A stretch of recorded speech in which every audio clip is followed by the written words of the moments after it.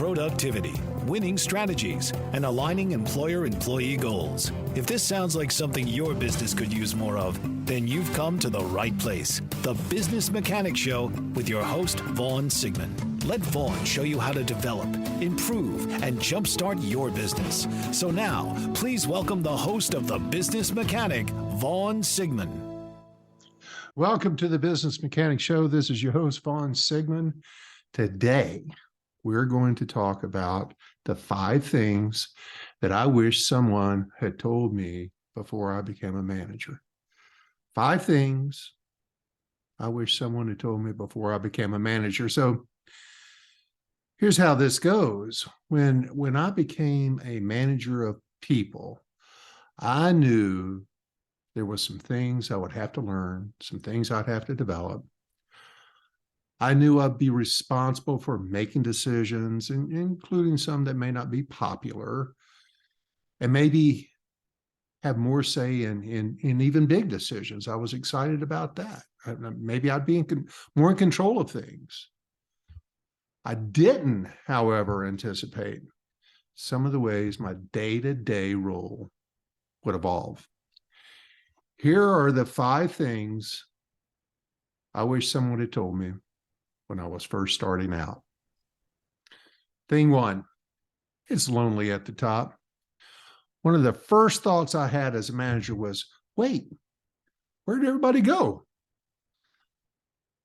What I discovered was, as a leader, your circle changes. You're on a different level than your former peers. In fact, I learned a valuable early lesson about not making that separation from my former peers. What did I learn? They may try to take advantage of you because you used to be their friend and now you're the boss. They may want you to give them special consideration and have their back. And here's the lesson I learned. And this was almost 100% of the case until I learned to not do this. When you need them, they may not always reciprocate as you expected them to. In short, my kindness, my consideration was rarely ever paid back, and I was taken advantage of. Quick story. I hated how I had to deal with my first experience in this lesson. This goes back a long ways, and thankfully I learned this early. I had a really tough boss who saw what was happening between my friend, when I was his peer, and me, who is now his manager. This guy was now my direct report.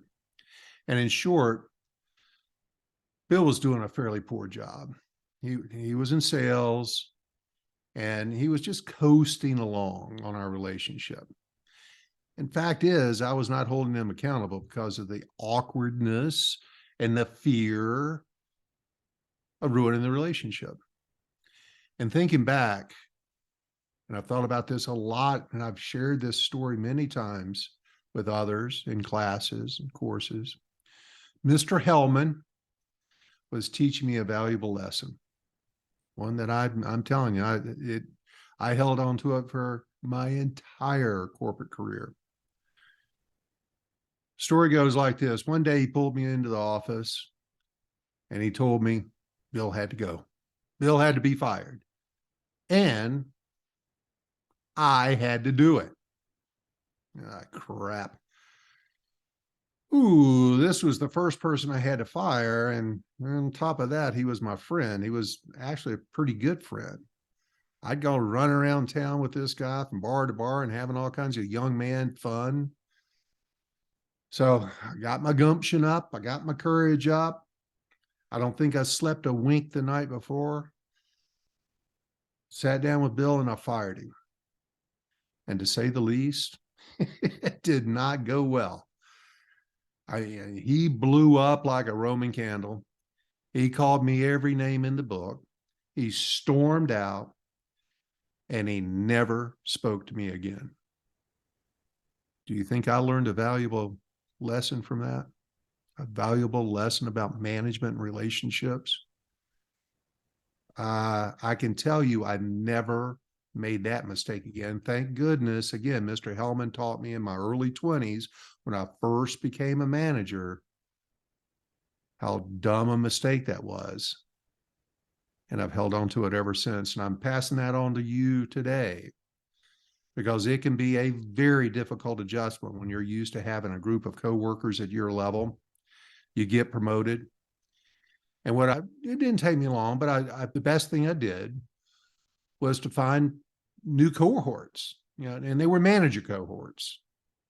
These were folks with whom I went through management training with, or managers at other locations, nearby locations. That became people I could relate to better. And it frankly didn't get me in that kind of trouble and create the kind of awkwardness and disappointment that I had with Bill. And in the end, when you become a manager, you must understand, you must believe me, that your kindness may be judged as weakness. And anyone you allow to become too close may take advantage of you. Don't trust that they will ever have your back and go the extra mile due to this relationship. They won't. It's okay to connect with them. Like I've said on previous podcasts, it's okay to connect and have a relationship. It just cannot be a close personal relationship. You've got to let those go when you become a manager. It's okay to connect, but purely in a professional manner. Watch that line of friendship and don't cross it. If you do, it'll hurt you. So number 2, and I found this out again fairly early, thankfully, but it's not about me anymore. When you become a manager, it's not about you anymore. You see, what got me there, what got me promoted was I was an executor. I was an achiever. I got stuff done. But being a manager is about much more than that. And I didn't realize it when I first started out. The transition to management means that the days of focusing on exceeding your own goals are gone. Now your focus is on bringing the whole team along to success. It's about the team success, not what you can do, but what you can influence others to do. And how do you get others to have the same drive, enthusiasm, determination, work ethic that you have? Especially when you're used to spending your time cranking out your own work. Well, that's a huge lesson. You'll need to learn to work a different muscle, and that's all about leadership. And that muscle that's focused on leading and growing your team to its own version of success. It's a different level of success. You're going to be judged by not what you know, what you can do, what you can achieve, but what your team now achieves. You must learn to lead. Because no matter how good you are at task, your knowledge will mean little if you cannot translate that as a coach and train your team on the same things you know. Then, once they know it, you've got to inspire and motivate them to work hard and achieve the goals. And here's the important point here. They've got to want to achieve those goals for you. Remember, always, people work for people, not companies. What they achieve or don't achieve is based on you and your ability to lead. A leader's success isn't measured by how many sales calls they make or lines of code they write.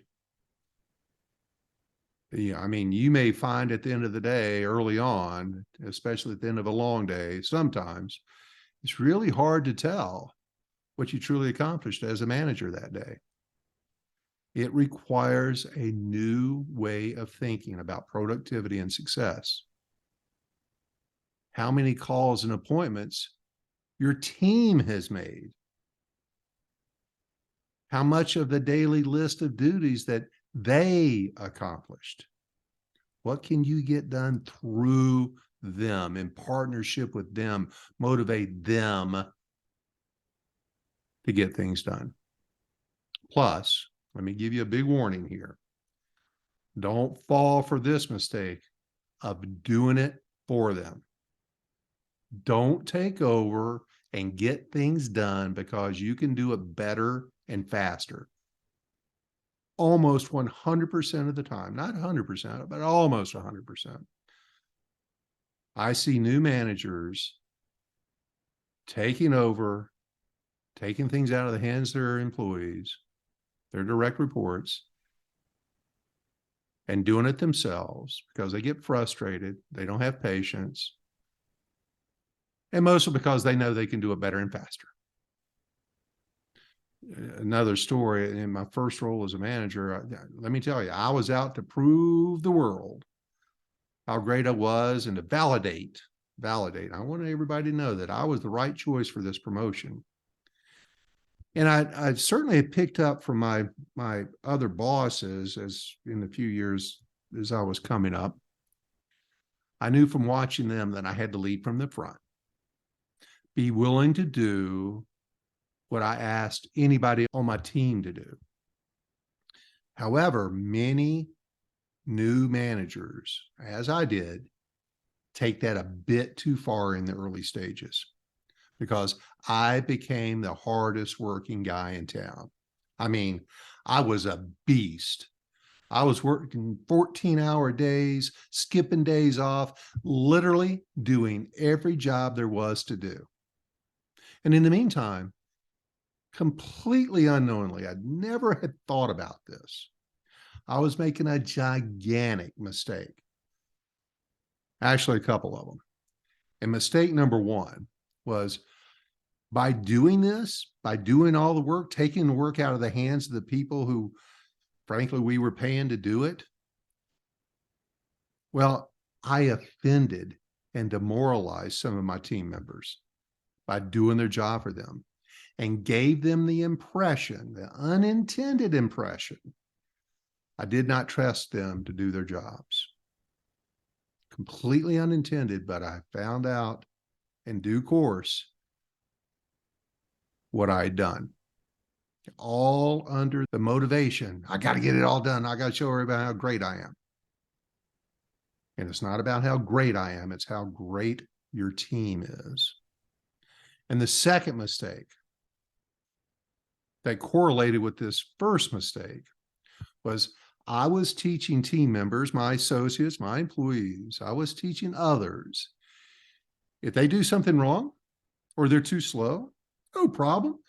Vaughn will do it for you. Let me tell you, that is a deep hole you dig yourself. And if you think for a minute by them watching you work your fanny off is motivating to them, it ain't.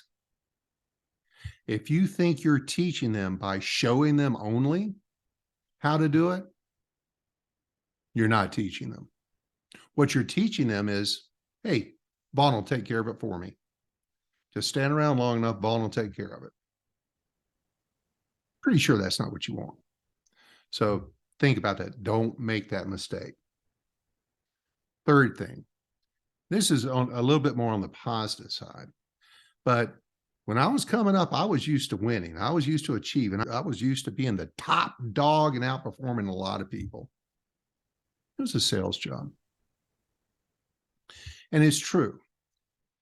As much as it feels great to beat your own goals, I finally realized once I figured out how to do this, it's even more thrilling to win as a team.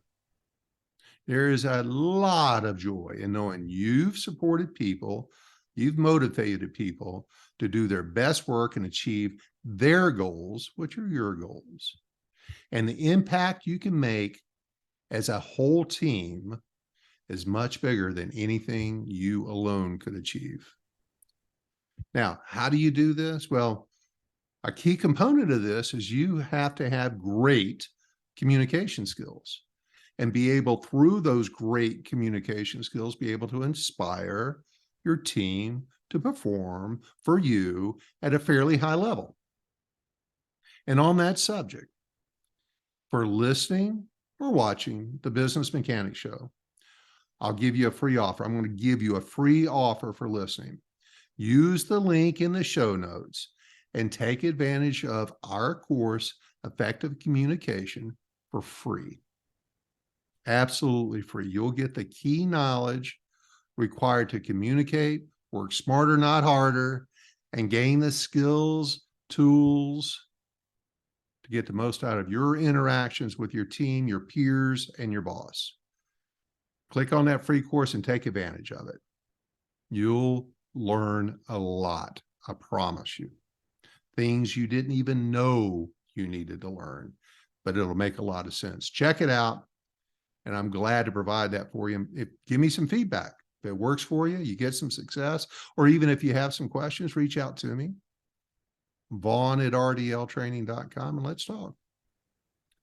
So moving on, here's a key leadership tip for you. Remember that when your team wins, this is key. Remember, when your team wins, the credit goes to them, not you. Never can you take full or even partial credit for your team's accomplishments. You probably had a lot to do with it, but you've got to shove that success and the accolades for that success back on your team. Again, I had to learn this early. And conversely, when they fail, the team fails, you come up short, you're coming up short, your team is coming up short because of you. And in that case, you must accept all the blame. You've got to always protect your team and always have their back.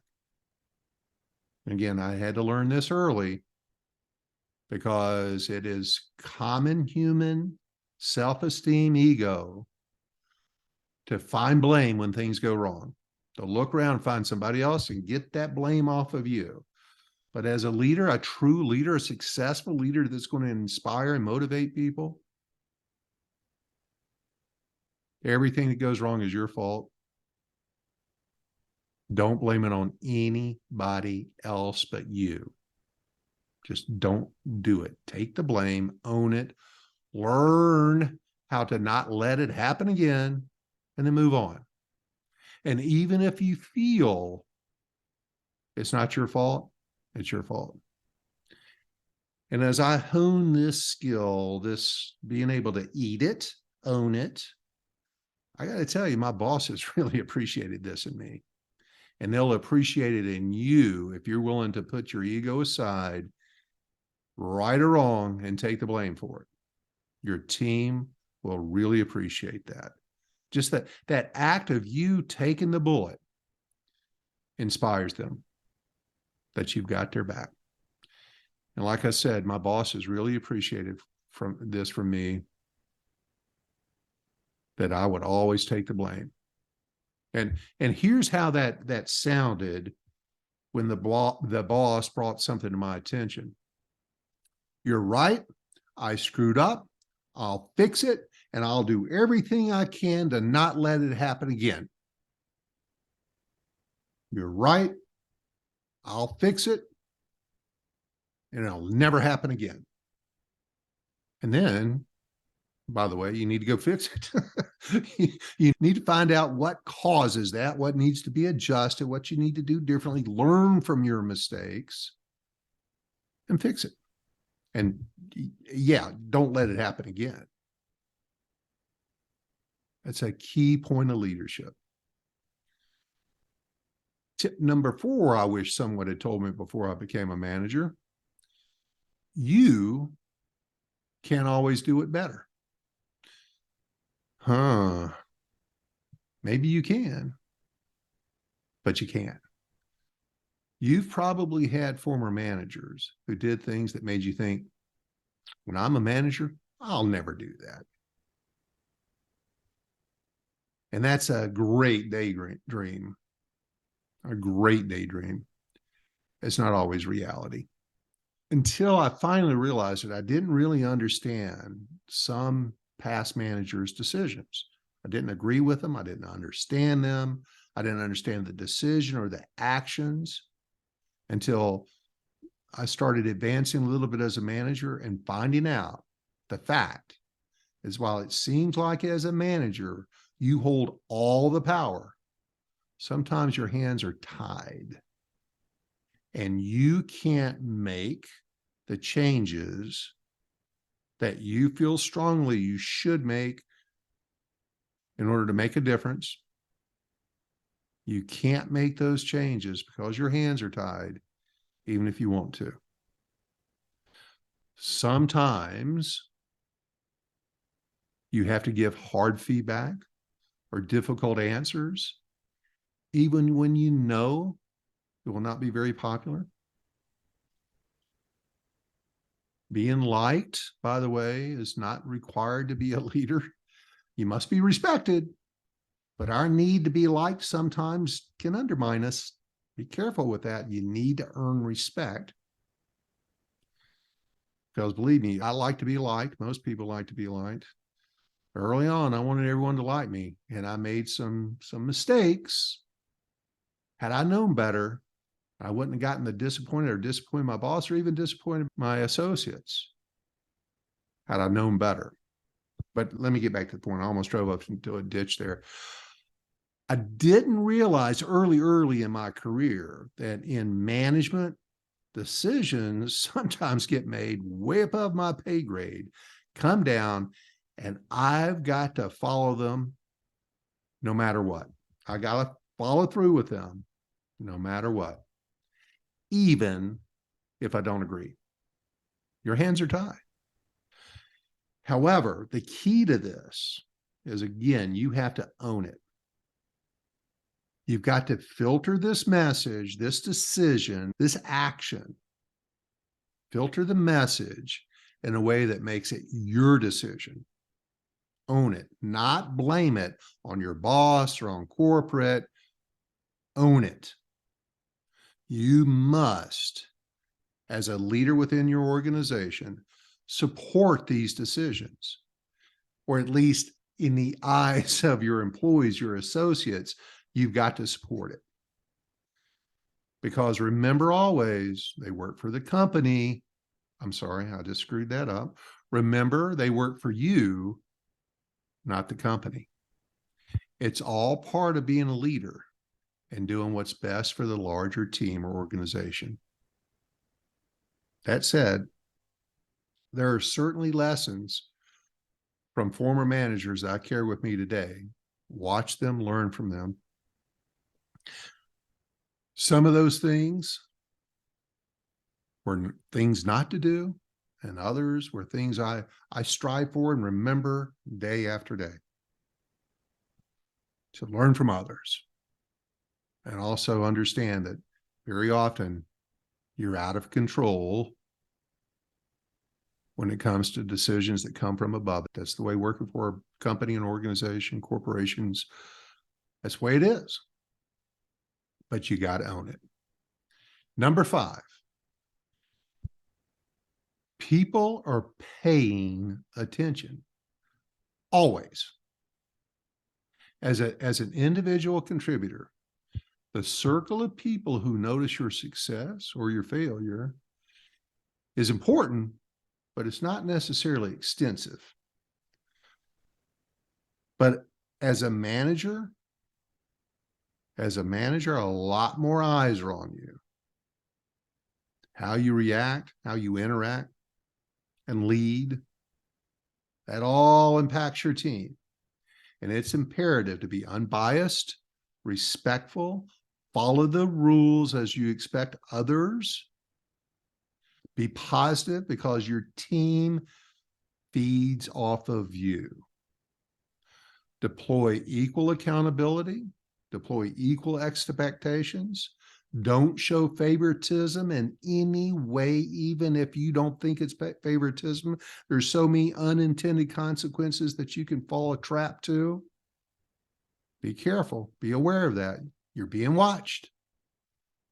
You're being judged by what you say and do all day, every day, by your peers, certainly by your associates. And I often describe this to managers that are going through my courses. It's like a documentary film crew is following you everywhere you go, all day, every day. You got a camera on you, and they're capturing your every move, your every word.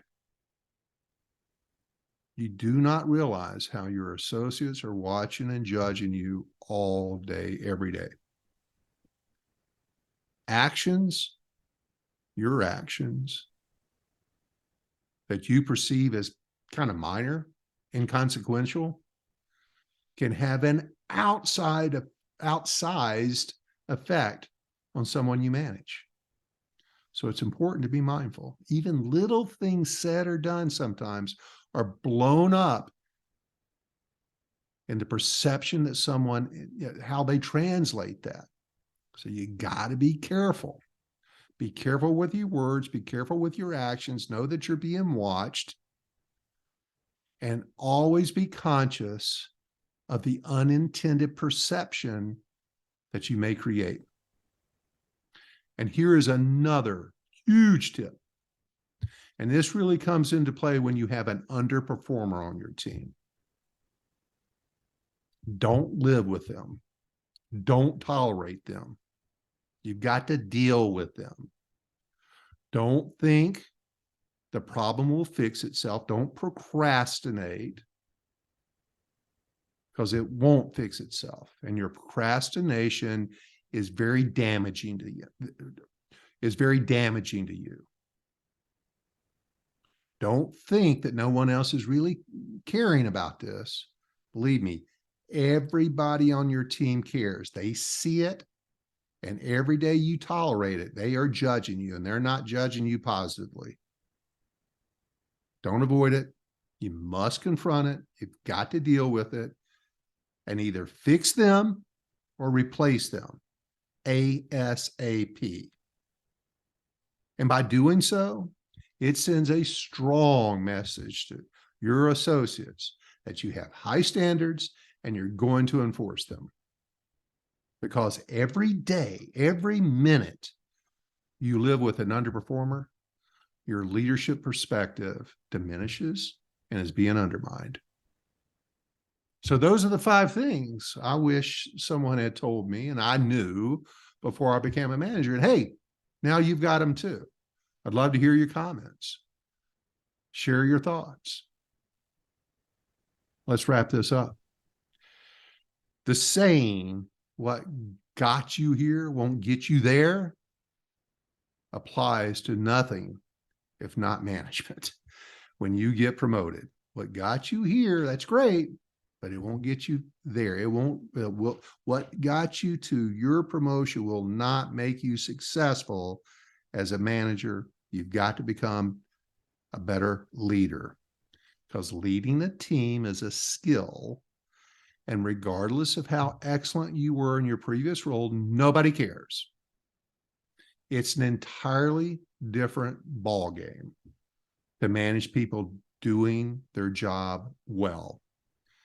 And it requires humility, a willingness to learn, and a strong sense of teamwork, all on your part.